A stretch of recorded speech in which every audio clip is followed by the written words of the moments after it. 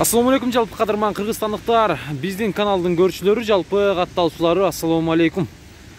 Сиздер көрүп турган мынау Honda CR-V япошка унасы азыркы учурда сатууга коюлуп жатат. Машина Ош шаарында туугандар.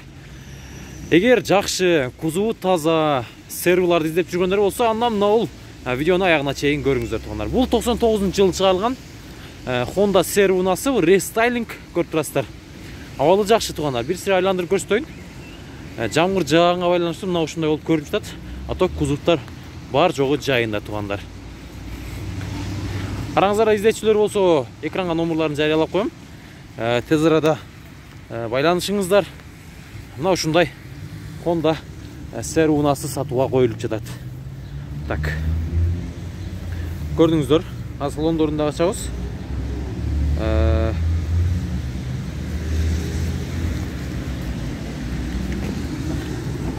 Мына туугандар. Машина бар жогу жайында. Баягы жаңы полтерден салып койгон, билесиздер, мына көрүп атасыздар. Таптаза кылып, бар жагы родной. Сиденьялар дагы өзүнүкү. Мына ушундай Honda CR-V унасы туугандар. Рулдарында көрдүңүздөр, салондорунан бери таптаза. Торпедалар да жарылган эмес, бар жогу жайында экен. Объем канчалага мунун? 2. Объем 2 экен туугандар.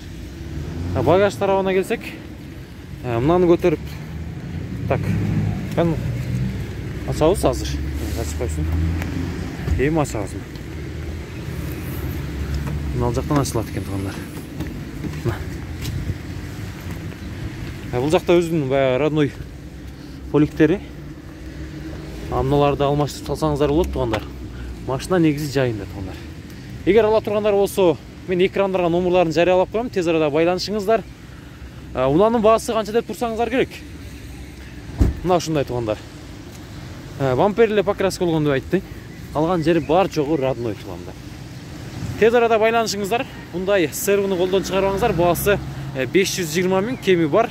Документтери бар жогу жайында дейт онун. Мына тек паспортунда көрүп атасыздар мына. Бар жогу жайында. Чалыңыздар.